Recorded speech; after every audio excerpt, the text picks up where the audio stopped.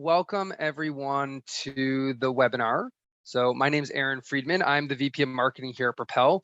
And what we also want to do, we try to keep these a little bit interactive and make sure that everyone gets a chance to share. So I just launched a poll just to get a sense of who everyone is. We just learned where you're from. Now let's get a sense of what kind of work you do. Are you a PR pro? Are you a journalist? I'm expecting that there's going to be a lot more PR pros here. So Karen, I think everyone wants to learn something from you specifically. Wow, they're rolling in. Okay, great. Well, I'm going to keep that open for just another second. What we're going to be talking about today is the mending the PR journalist relationship. But with everything that is going on, it does need to be mentioned, as everyone likely knows, that there was a horrific and cowardly shooting at Robb Elementary School in Texas, which took the lives of 21 people. So before we get started, we do want to hold a very quick moment of silence for those that lost their lives and for comfort for their families.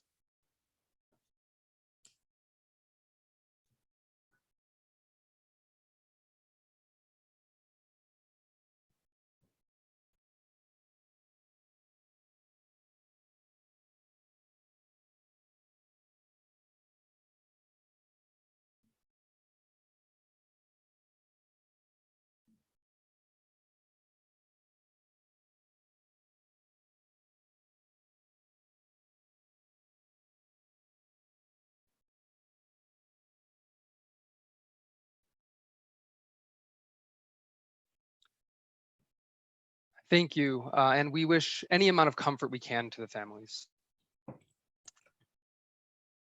So for today's topic, the facts are that PR pros and journalists often find themselves at odds with each other, and the real problem lies in a lack of understanding between the two. And as with any misunderstandings, part of the trouble is really not being able to see the other side's perspective. I'm also going to end this poll. I just realized I left it on. Which is why I'm so excited to introduce our panelist for this session, who's going to span all sides of PR. So first we have Michelle Garrett. As a PR consultant, content creator, blogger, speaker, and award-winning writer, Michelle Garrett has more than 20 years of experience crafting content, strategy, and programs for companies ranging from small businesses, startups, nonprofits, and large corporations. Michelle was named a top 10 PR influencer in 2021 and a top digital PR leader in 2020. Her blog was selected as a top 25 must-read public relations blog. She co-hosts a weekly session on Twitter Spaces called #PR Lunch Hour, and is the founder and host of the popular weekly Twitter chat Freelance Chat. Welcome, Michelle. We're excited to have you. Thank you. And we are also extremely fortunate to have with us Karen Weintraub. Karen is a health and science journalist with USA Today. She has a knack for telling complex news quickly and a passion for telling stories that affect people's lives. She's a journalist, professor, and a co-author, most recently of Born in Cambridge, 400 Years of Ideas and Innovators. Karen teaches science, writing, and Karen teaches science and writing at the Massachusetts Institute of Technology. Karen, thank you so much for joining us and welcome. Thanks so much. And also a man who needs no introduction, our fearless leader, Zach Cutler. Zach is a comms veteran, data enthusiast, serial entrepreneur, and angel investor. He founded Propel after running his own New York-based communications firm, Cutler, one of the top tech-focused agencies in New York, and was agency of record in the US for 70 startups, many of which are decacorns, unicorns, and many additional that IPO'd or were acquired in the hundreds of millions.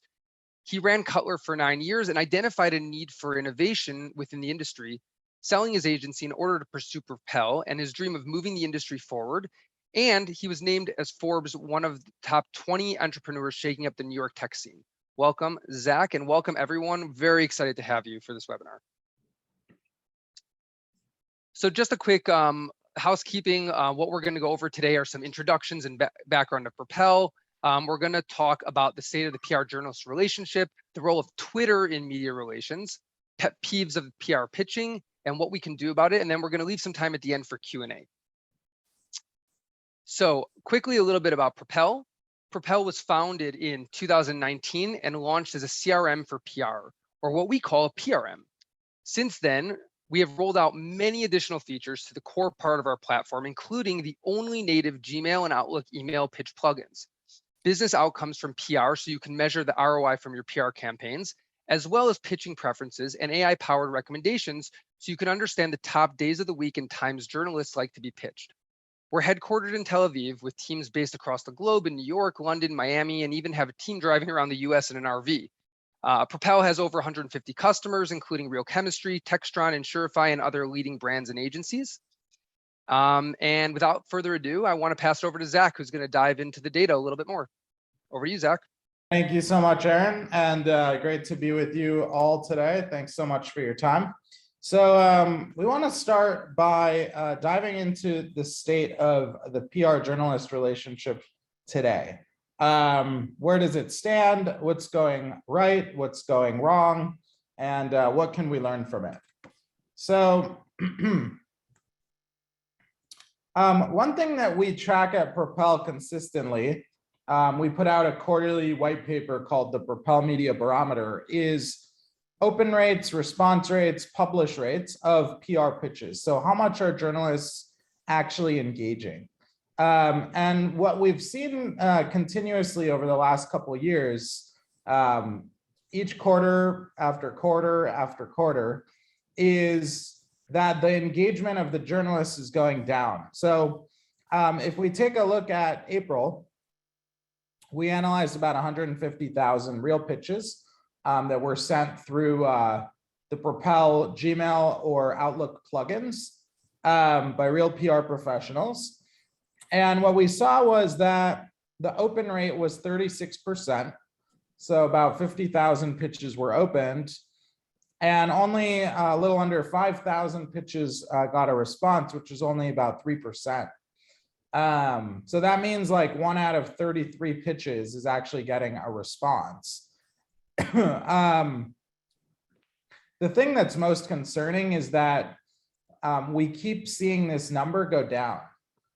We put out a barometer, at the beginning of last year, and then in second quarter last year, third quarter, fourth quarter, and also this year, and this number just keeps going down significantly. And the question is, how much more can it go down before it goes to zero?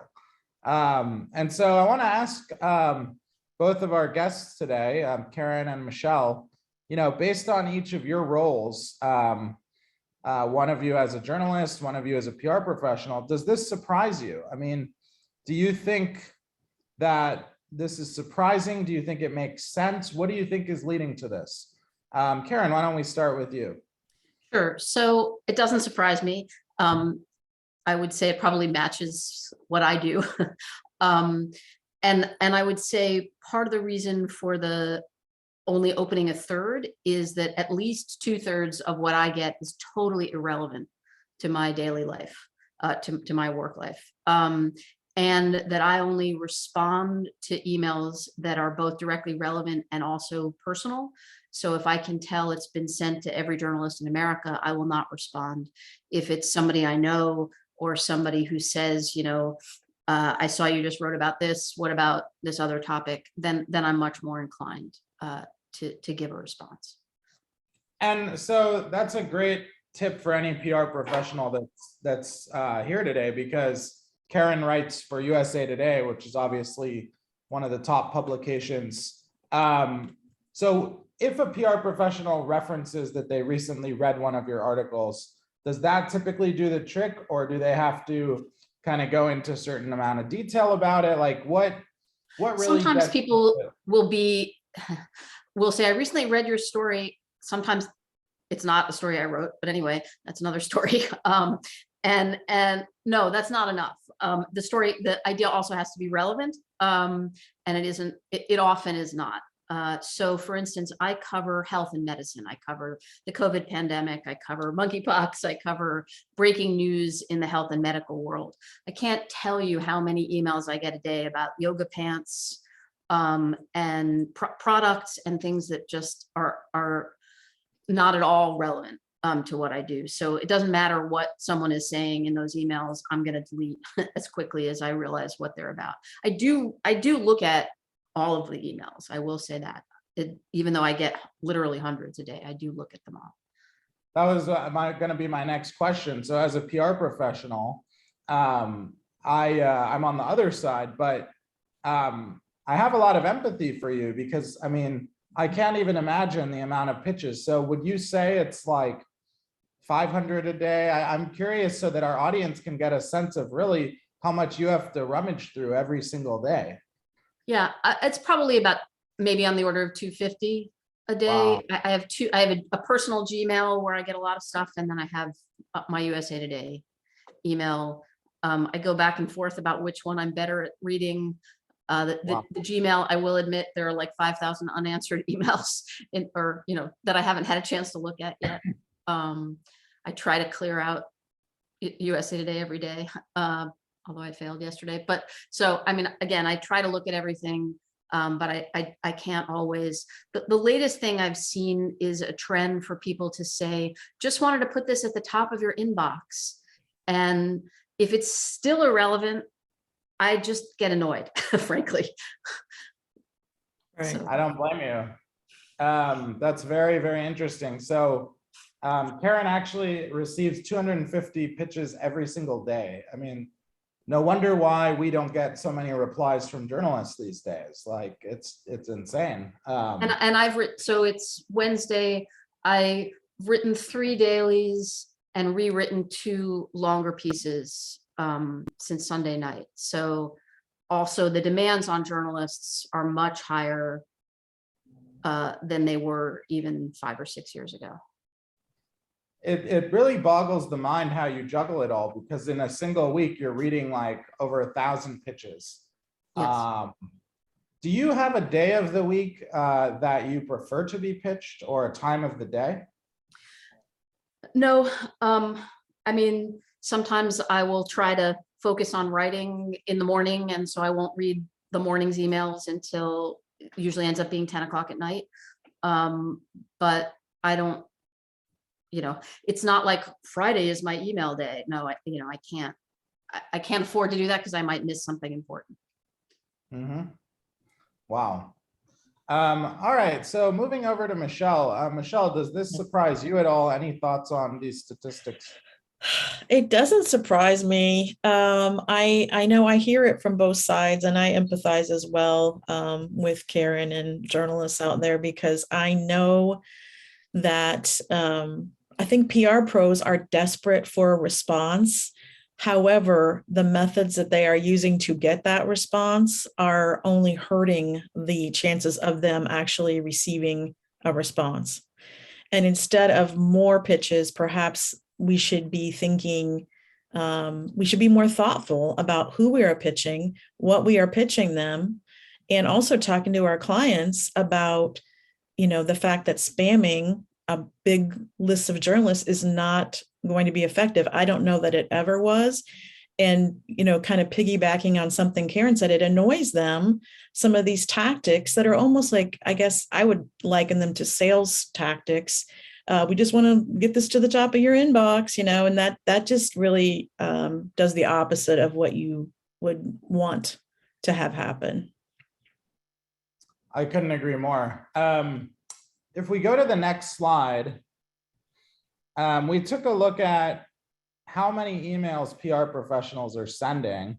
And it's no surprise as to why Karen and so many journalists get hundreds or even over 1,000 pitches a week. So the average PR professional is sending 429 pitches every single month. That's 21 a day. When I worked in PR, I would want to send really personalized, thoughtful pitches that were highly researched, that were sent to the relevant targets. And if I could get out, 5 or 10 really quality pitches like that, then I would get so many more responses. And this approach of sending out high volume, what we've seen at Propel is that it comes together with low personalization and low research. And I think that that's sort of the recipe here for disaster. So starting with Michelle on this one, I mean, how many pitches, obviously depends on campaigns and clients and whatnot, but how many pitches do you think is appropriate for a PR professional to send in a day or in a week? I would say not nearly as many as it looks like are being sent. To your point, I think the more you send out, the less thought you're putting into the ones that you do send out. I think your time would be much better spent focusing on, again, researching who you would like to pitch and why you would like to pitch them. Think through all those things, and then carefully crafting an email with data points and things to back up. Instead of just pitching your latest product announcement or whatever, you have to think about what's going to be of interest to the journalist and their audience. And I would love to hear Karen talk about the length of the email, and again, the customization, personalization, because I think we hear all the time that emails are to be shorter so they can be scannable, and that the subject line is very important. But I would still say you want a few data points in there to kind of back up what you're pitching. To me, in terms of length, if it's relevant, I'll read the whole thing. If it's irrelevant, I won't read any of it. So it's not about the length per se. It's about the quality of the material and whether it relates to my life. Karen, what for you is a subject line that would be successful, stand out, and have you engage with? I mean, I guess it's easier to say what doesn't work. Sure. And again, if somebody did take the time, for instance, I get the sense that people get paid by volume. And so, I understand if somebody has to send out 21 pitches a week, but I don't answer those. Again, I have nothing against yoga pants, but I will never write a story, certainly in my current position, about yoga pants. And so anybody who sends me anything related to a product, I don't cover the business. I'm not on the business desk. I don't cover products. I never cover promote. I get probably 6 a day of our new executive leader here, write about our new whatever campaign or promotion or things like that I will not write about. And so I tend to ignore those completely. In terms of the subject line, like I said, I do read emails. So if the subject line mentions a product or a promotion, I'm done. That's as far as I get. If the subject line seems intriguing, news study or man sees for the first time, maybe I would read it. Something that feels medical, that feels new, that feels different and surprising is what I will read. Sorry, I'm just looking in the questions. I will read things from people I don't know. I don't have to know the person in order to read the release. I tend to be more responsive to people I know. I feel guilty if I don't answer somebody I know well. But I don't need a relationship in order to write a story. And just a follow up on that, Lisa was asking, how about contacting you via social media? I guess I prefer email just because that's my main route. I don't go to Twitter to get press releases. I would prefer it personally via email. I go to Twitter generally to look at what experts are saying. I spend a decent amount of time, maybe an hour a day on Twitter. During COVID, monkeypox is the most recent example. I spent some time just the other day looking at what people were saying about monkeypox to try to figure out what story I might want to write next. Mm-hmm. So speaking of Twitter, it's a good segue into our next slide. So obviously journalists and PR professionals are very Twitter usage heavy and hang out on Twitter a lot. If we go to the next slide, Aaron. So, from your perspective, Michelle, has pitching at all, shifted towards Twitter and away from email? How can, relationships perhaps be built on Twitter with journalists? Well, I talk about this a lot and I get a lot of questions about it because that was the entire reason I started using Twitter, because that's where the journalists were hanging out. So to me, it's a very important tool, and it's important to what we do, because we can follow journalists, we can engage with journalists when we have nothing to pitch them. We can just sometimes I banter with reporters that I follow on there, and just about anything, our pets or the weather or whatever. It has nothing to do with anything that I'm actually going to be pitching them, but I think it does build a relationship. And I understand and I agree with Karen that you don't always need a relationship to pitch a journalist successfully. However, I do think that it certainly cannot hurt, because everybody likes to do business with those that they know, like, and trust. That's an old saying, an old tenet of business. And so I believe it applies to media relations as well. I also think Twitter has the most up-to-date information often on journalists. They tend to update their profiles there. And so there are just a number of ways you can use it. And then if you do get coverage, you can always share it and tag the publication and the journalist. I think they like that. And again, I would love to hear what Karen had to say about that as well. But those are just a few of the ways that I use Twitter in media relations. Yeah, that's very interesting. We had a webinar earlier this year with Rand Fishkin, who's the founder of Moe's, and he shared with us that he has a trick to literally get 99% response rate. And the trick is pretty straightforward and is just human nature. He builds a connection on Twitter with the journalist before any email outreach. That's his policy.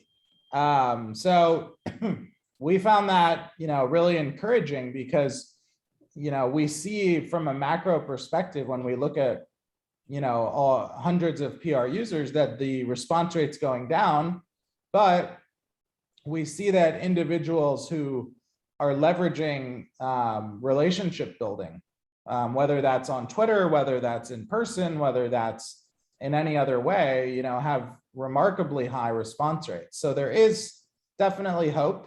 And we're also doing a lot at Propel to bring both sides together. It's really a passion of ours to kind of bridge the gap.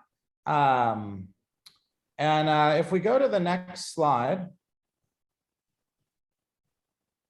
Actually, before that, Michelle, I had a follow-up question. So do you want to share a little bit more about your Twitter chat series and how that's been able to create the community that you've been able to build?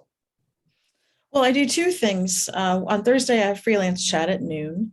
And that's been growing. It's 3.5 years old. And I couldn't tell you how many people come every week, but it's a busy chat. It's a busy hour, open to anybody who works for themselves. We do have freelance journalists that attend.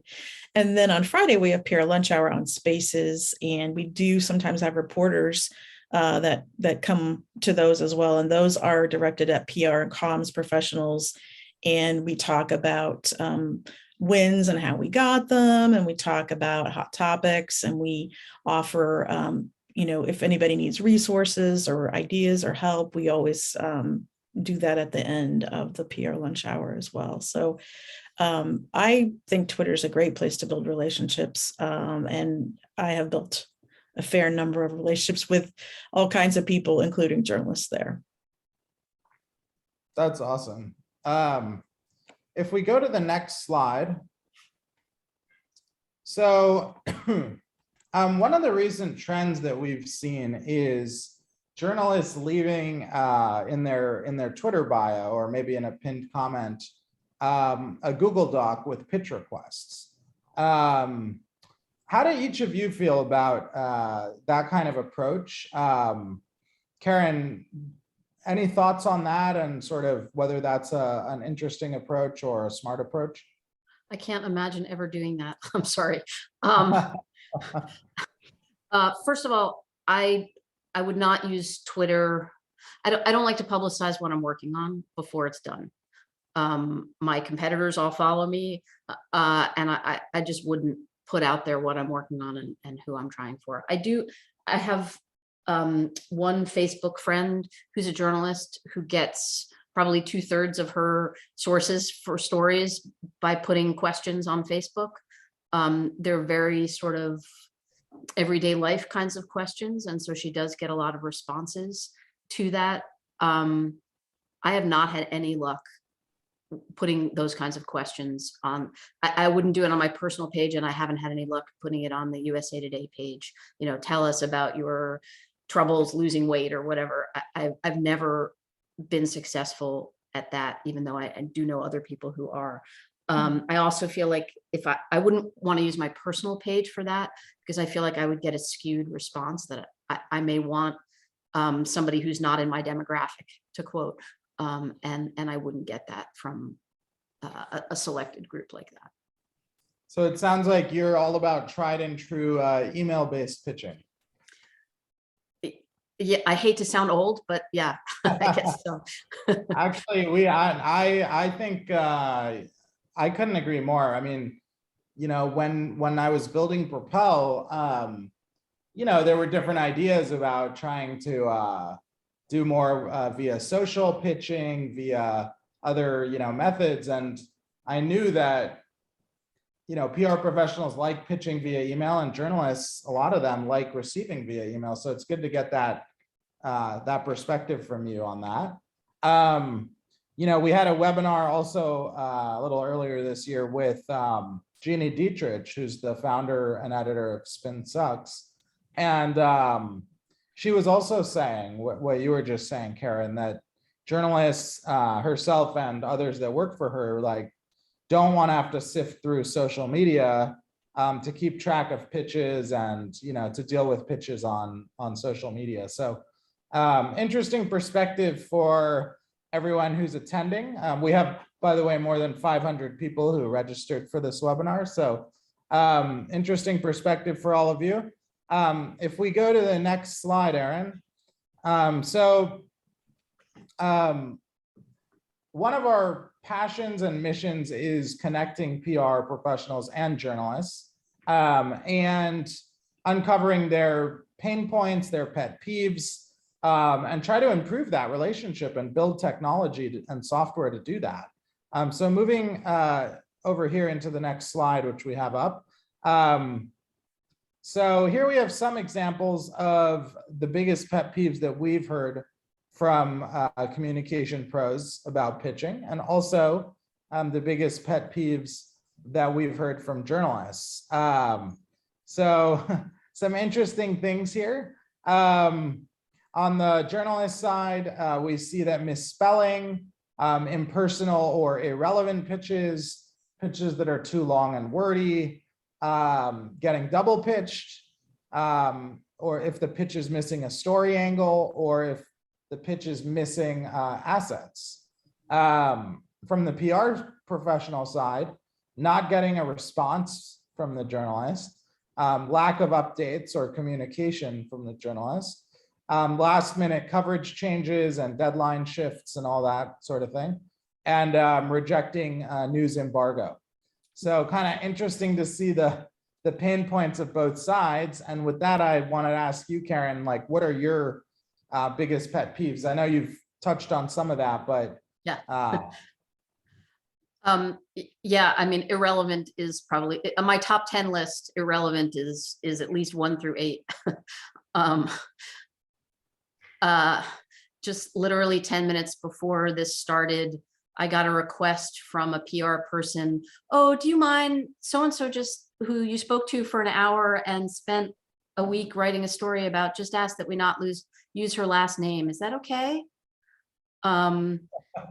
So it took me a little while to get my blood pressure. I'm still struggling with that, but like I'm hyperventilating over here right now about that one. And yeah, I tried not to be rude in my response to the PR person, but I don't know if I succeeded because I would, yeah. So that one's a bad one. otherwise, to me, the best relationships I have with PR people are people who are responsive, who have stuff. 5 or 10 years ago, I would have never accepted handout photos. Now, almost all of what we use are handout photos, for instance. I struggle a lot with medicine. I mean, monkeypox, for instance, illustrating that, gross, right? So if you have something that's not so gross that illustrates monkeypox, I'll take it, so things, I don't, but sometimes people will send me protein diagrams, that nobody who doesn't have a PhD can make sense of. So, simple, compelling, easy to read images are wonderful. Getting back to me quickly. I guess in terms of the missing story angle, I don't really expect the PR person to give me my story per se.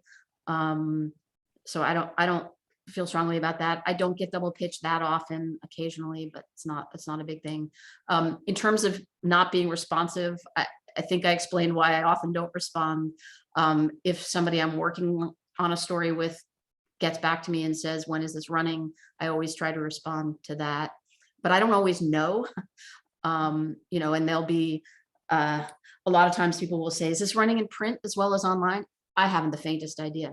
Like, I'll know, you'll probably know before I will, because I don't even see the print edition half the time. Last minute coverage changes. Yeah, I wrote a story yesterday that got delayed because of the shooting, so things happen, things change. I have no control over that. I do respect news embargoes. Sometimes they feel very arbitrary. If I'm writing about a study that's in a publication, certainly I will respect the embargo and wait until that study is published. But if it's a company that decides at 10:01 that they want to release the information, I don't break embargoes, but I'm like, why? What's the point? What are you? I sometimes wonder about them, although I do not break them. They feel arbitrary to me. In terms of other sources, other places where I get information, by the way, besides press releases, I do, in addition to reading 1,000 emails a week, also read the table of contents for science, nature, 5 different science journals, a bunch of nature journals, many of the studies that come out on a weekly basis, I will at least glance at to see if it's worth a story or worth saving for a later story. That's awesome that you also commented on the PR Pro pet peeves to kind of give the other side, some understanding of maybe why this happens. Over to you, Michelle. What are some of your biggest pain points or pet peeves as a PR Pro in dealing with journalists? Yeah, well, I feel for the journalists a lot of times, so I don't expect them to keep me updated on when a story is going to appear or necessarily where. Sometimes clients want that information, but I mean, I don't expect the journalist to. Sometimes they don't know, the editor knows, or maybe no one knows. I mean, but the news cycle has gone bananas. Let's be honest, it's 24/7 and you just don't know, things can get bumped. And so I think it's not realistic for PR pros to be expecting an update from the journalists, every time a story is set to be published. The biggest pet peeve I hear from PR pros is just they don't get a response. And I think part of that, though, is back to the PR pro. I mean, if you haven't spent time thoughtfully researching the journalist you're pitching, thoughtfully crafting the pitch to match with their interests, then why would you expect a response? I mean, that would be, that might sound a little cold to other PR pros, but I feel like it is a lot on our shoulders. Now, on the other hand, sometimes you do spend a lot of time researching, crafting, working on something for a specific journalist, and you don't get a response. And then it hurts a little bit more, I think, and you don't understand always. But I do think we have to remember it's the volume of pitches. And I think it also depends.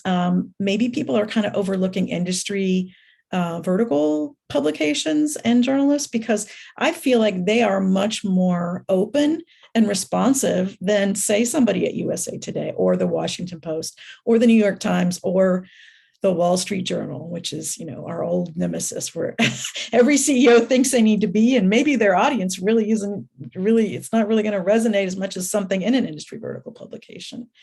And then about embargoes, I talk a lot about this because I always feel like PR pros treat this like it's magic. Like you just slap embargo at the top of your pitch, and magically the journalist is going to honor the embargo. No, they have to agree to the embargo, or it's not. There's nothing binding to it at all. So yeah, those are just a few of my thoughts.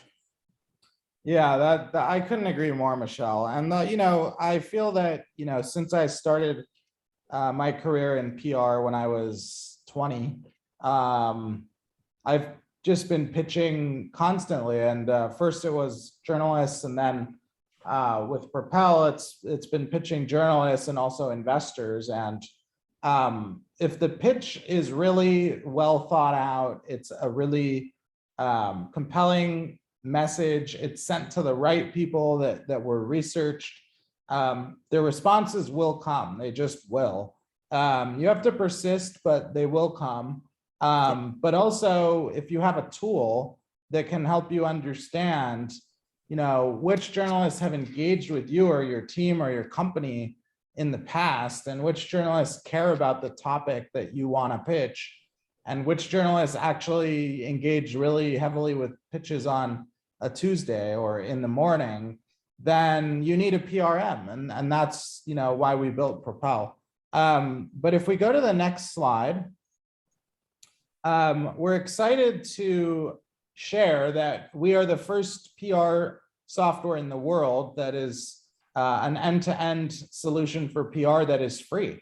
We launched our free version last month, and it's part of our mission to democratize PR, to give access to PR to anyone, and to make PR a more affordable, accessible field for anyone who wants to jump into it and excel. So you can check us out at propelmypr.com/free. You can download it, and you have the whole thing, including the database, the PRM, which is the CRM for PR, and the monitoring as well. So definitely encourage all of you to check it out. And with that said, if we go to the next slide. So what can we do about the divide between the two sides, the journalists and the PR professionals? So Karen, starting with you, what could the other side be doing to make your life easier? Not wasting my time, I guess, is the first thing that comes to mind. Again, I work with a lot of great PR people, so I don't have, once I have, I was going to say relationship, again, it's not totally necessary for me to have a relationship, but once I have a relationship with somebody, most of the time, those are very positive. There's one person who over emails me and is a little too friendly, but otherwise, in general, and I work mainly with, or often with, university PR people or hospital PR people, and they're, they understand what I need and are very good. So I don't have a lot of complaints about, what they should be doing to make my life easier. The one thing I would say, this is my job, but also if you see a trend, if you say, hey, I've got a study on, I don't know, HER2 positive breast cancer, and 2 other people just had studies, and you can see that the care for this common form of cancer is being transformed, and our, work is a piece of that. If you can help me put your own work in a larger context, that's always helpful for me. I'm much more likely to do a story about a transformation in treatment than I am one study in a narrow disease. That's really interesting to kind of paint more of a broader context and how this fits into a wider trend. Right. Very interesting. And over to you, Michelle. What do you think the other side could be doing to make life a little bit better? I mean, I think we would love to get a response. And I understand if you get hundreds of pitches a week, there's no way that's going to happen. But I think even a no is better than nothing. I mean, I know of situations where journalists will keep pitches on file for months, and you might hear back from them 6 months, even a year later. Sometimes they keep them in a file, and they may not have said, oh, I'm going to keep this on file. Sometimes they'll say that, but you just never know. And so I think for both PR pros and their clients, I feel like we need to be playing the long game here. We need to keep in mind that it's not an overnight process, that if you pitched and you didn't get anything this time, you should give up. I think you said, Zach, you talked about persistence. I think, it is something you kind of have to keep at it. And, but it would be great to get a yes or no, or some feedback. Sometimes they'll just say no, well, no, because why, so I think sometimes some of us who take time to really thoughtfully craft the pitch, and I think journalists know the difference between a spammy pitch and a well-crafted pitch, those might deserve a little bit more of a response. This is not something I'm working on right now, but I'll save it for later. Or, maybe if you could provide a few more numbers or another resource, or I don't know, just maybe give some idea why the pitch was rejected at that time or something like that. That might be helpful. Can I answer that? I hesitate to say this, but what tends to happen when I give a sorry, I'm swamped or thanks, but is I end up having to respond to 3 more emails then. And so it's like I have to gird myself every time I answer like that, because I know I'm going to get thanks. Well, what about this client? And what about this client? And I have this and I have that. And it ends up taking much more of my time, when really I just want to say thanks, but I'm not doing this. And so I understand where you're coming from and why, but I can't think of a time when I've ever accepted the second or third or fourth or fifth idea from the same person when I didn't accept number 1. And so we need to take no for an answer. That's kind really of what I'm, yeah. Yes. And well, thanks for considering. I don't need that. I don't need that. That's more of my time that you're wasting. Honestly, I know you're trying to be nice and human, right, and have an interaction. And for me, it's just more time that I'm not doing what I need to be doing. So it's not rude not to respond if a reporter says no, I'm thank so you. grateful when people respond. Yeah. Okay. That's good to know. Very interesting. And very interesting what you said about if you didn't accept the first pitch, that the follow-ups are gonna probably not succeed. I mean, that's kind of underlines the importance of really being thoughtful of every pitch that we send, because sort of like, you can only make the first impression once. Yeah, I mean, it's not even I think again, it's the narrowness of the idea. It's like, oh, we didn't accept that rare disease. What about this rare disease? And, that's not the problem. The problem is I'm looking for a broader story. I'm not looking to do a story on a disease that affects 12 people or whatever, that, or this biotech company versus that biotech company. I don't cover biotech. It's not going to make a difference if you tell me about your other client. It's a biotech company. Got it. Well, super insightful discussion. I wish that I had gotten some of these insights 10 years ago, Karen. Would have been really interesting and helpful. And I hope that it was helpful to all of our 500 plus registrants. And I just want to say before we go into Q&A that we're launching some really exciting features coming up in the short term that are going to be connecting both sides, the PR professionals and the journalists. So I won't get into too many details, but we'll keep all of you posted on all of that exciting development. And now I will hand it over to Aaron for the Q&A. Awesome, thank you. And that was so insightful. I learned so much from that just now. That was really exciting. So we actually got a ton of questions from the audience. The one that I actually want to start with, it was more of a technical question. Zach, maybe you can even jump in and handle it. A lot of people were asking what's meant by double pitching. Right. So one of the features that we built into Propel early on, which is one of the most popular ones, is double pitch prevention. And so double pitching is when you send a journalist by accident, the same pitch for one initiative, and then you send it again to them, or someone else on your team sends them the same pitch. Or it can also be that you send 2 pitches, each of them are for a different initiative, but they're sent on the same day or very close to each other. And so it's kind of like, crossing cables, and we call that double pitching.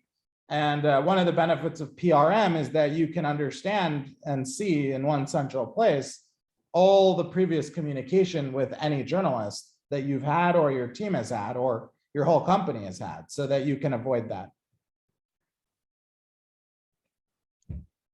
Okay, great.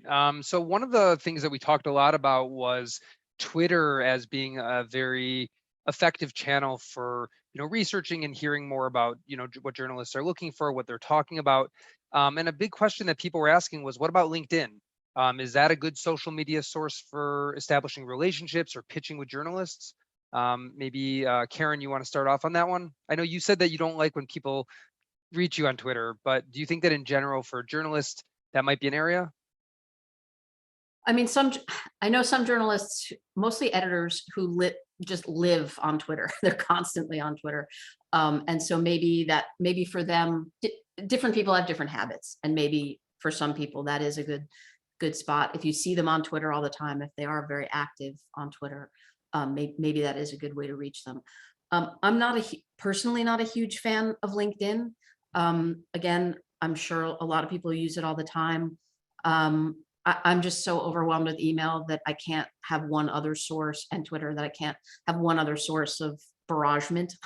So, and most of the requests I get for friends on LinkedIn, including 2 during this conversation from you guys, thank you, are people I don't know, have no contact with, have never met, and so I will not accept them.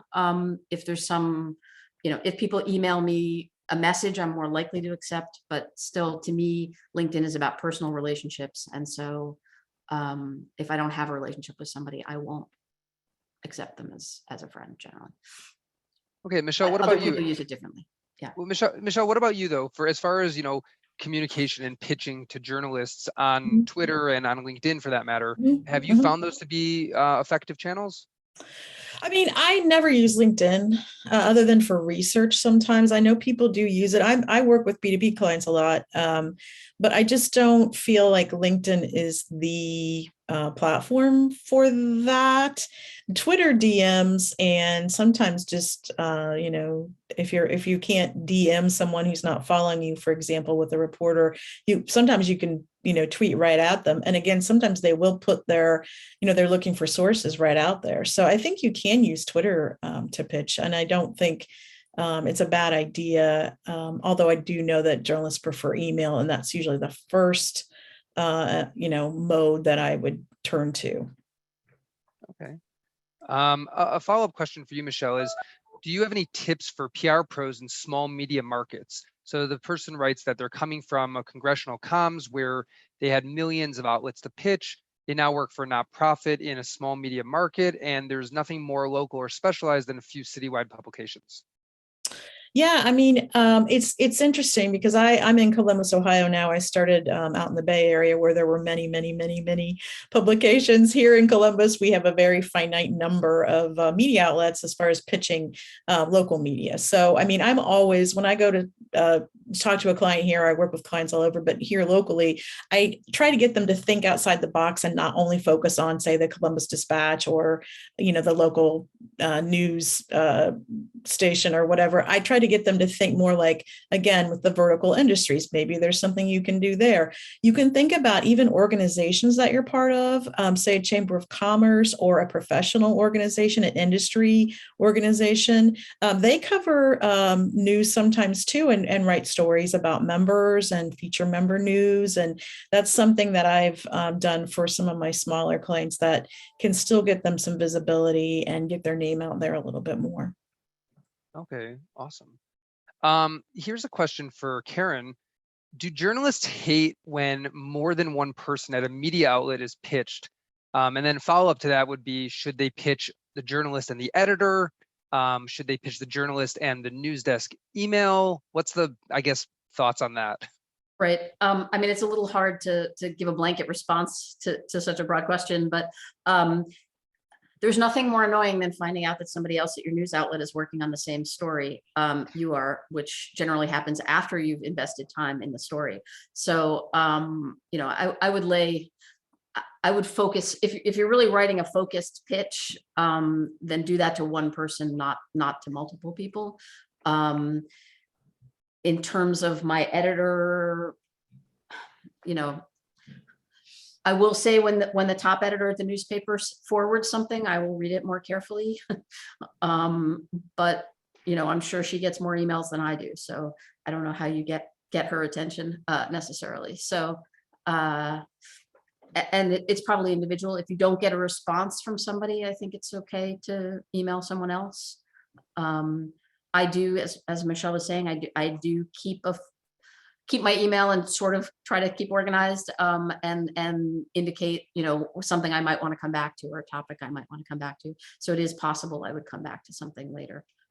Karen, just a quick follow-up on that. How much time would you advise the PR professional to wait before pitching someone else if they don't get a response? I mean, if you don't, probably only a day or two. Okay. I mean, if I'm going to respond, if I'm interested, I'm going to respond within a day. Or shall I say, if I don't respond within a day, it's gone. It's so far down in my email that, you know, I'm never getting it, seeing it again. And then they're going to up-level it to the top of your, they're going to resend it. Exactly. Well, so that's actually a great next question that people were writing in, was what are the thoughts about effective and polite follow-up emails? So I know that there's a lot of different strategies around that. You know, Michelle, maybe you can share some of the success you've had, and Karen, maybe, you know, from your perspective, you can also share what's considered appreciated, what's just too much, and what your thoughts on that are. Because there's, you know, bound to be sometimes, I mean, with all the emails you're getting, I would drown, but with all the emails you're getting, I imagine, you know, you must miss something. So every once in a while, someone bumps something up and you're like, oh, that's a great idea. I mean, I do follow up, and I do think you need to follow up, but I don't like the tactic of, yeah, we're bumping this to the top of your mail. But I just think it's just like, you know, it's okay. And I think most reporters think this as well. I've seen, you know, surveys about it where they say it's okay to follow up maybe once. I don't believe in following up 4 or 5 times, and especially not 4 or 5 times in a day, which I have seen that happen as well. And that's just crazy to me. That's just a way to get, you know, blocked and blacklisted, and, you know, just not, you're not going to earn any, you're not going to earn any favor in the journalist's eyes, I don't think. Would agree. Right. But Yeah. So yeah, I mean, usually wait 3 to 7 days. I think Karen just said a day or 2 to follow up. So. And I guess I should add, I don't get responses either. I was a freelancer for 10 years, and half the time 90% of the time I wouldn't get an answer to a pitch either. And so editors, you know, if I'm getting 1,000 emails a week, a New York Times editor is probably getting 2,000. So, you know, there are a lot of emails out there. And so I do think it's worth following up once. I don't, like I said, I do try to read all my emails. So I don't think you need to follow up more than once. For me anyway, maybe some other people, but I tend not to remember people's names, but if you email me 5 times in a day, I will remember your name. And it will not be not in a favorable way. Well, so yeah, go on, Zach. Very powerful insight from one of the top reporters in the US, that Karen said that she thinks, you know, if you haven't gotten a response in a day or 2, that it's okay to pitch someone else at the outlet, which, you know, is such an interesting insight that I so wish I knew that, you know, years ago when I was doing media relations. So I hope our audience takes note of that really unique and special insight that we just got. And things have sped up too. I mean, you know, 10 years ago, maybe a week or 2 would have been more appropriate, but today, if I don't get to it in a day or 2, it's not happening. In terms of telephone calls, I do not like being cold called.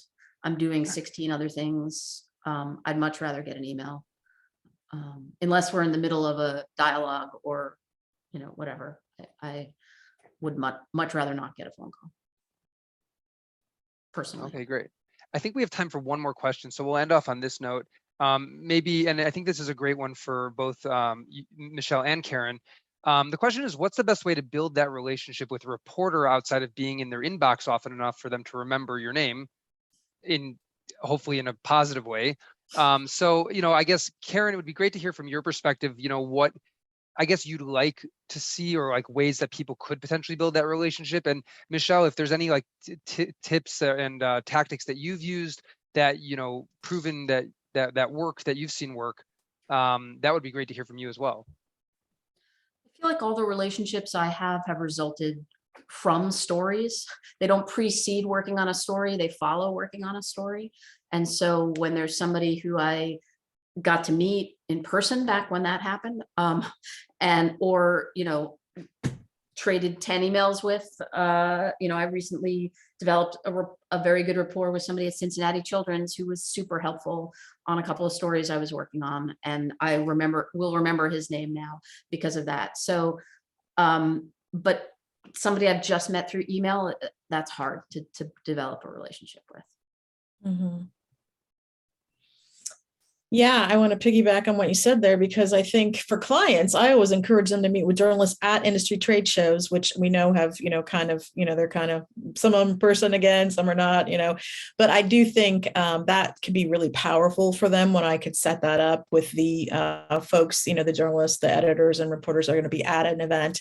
I think that one-on-one, that FaceTime, even if it's for 15 minutes or something, I think it really helps and it builds relationships and it does result in opportunities for them. So that's one thing. And then I do use Twitter to kind of have a soft interaction with the journalist. I've also heard PR people, and I mean, I don't do this as much as I used to, but even send an email or try to connect via phone, or they used to do it in person, but I don't think this happens very much anymore, to just introduce themselves and say, I'm, the new PR person for this client or company or what have you. So I'm always curious what journalists think about that, because I don't think they have time for that anymore either. But I know people say that they sometimes do that. So I do get those, and I will read, where they're from and try to remember them. But again, it's for me, it's the idea that what I remember are the ideas, and then everything else flows from that. The good ideas, I should say. And to me, a good idea is something that leads to a story. A lot of it is just dumb luck. You caught me on a slow day, or you caught me on a day when I was looking for X or whatever. So it's hard for me to give you a recipe. It's a lot of dumb luck, but on both ends, I guess. But I do appreciate a good, a compelling story, especially if nobody else. Oh, that's one other thing I should say. If you're going to give me a great story, please don't also give it to the New York Times and the Washington Post. Or give me a day or a couple of days before. Awesome. Do you respond if they say exclusive? Are you more likely to respond? I'm laughing because I sort of have this running joke that anytime anybody offers me an exclusive, it's not worth writing. And I don't.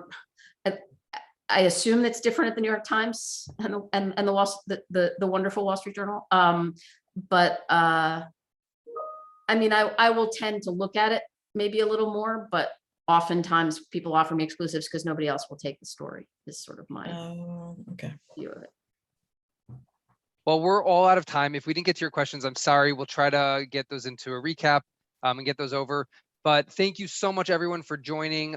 If you'd like to learn a little bit, and thank you, by the way, to Karen and Michelle. It was great having you, and really appreciate your time and all the great insights. And if you'd like to learn a little bit more about Propel, please feel free to send me an email at aaron@propelmypr.com or check us out. And we're happy to arrange a demo or a run through of the platform. And stay tuned. We have more great webinars coming up, and looking forward to seeing you all on the next ones.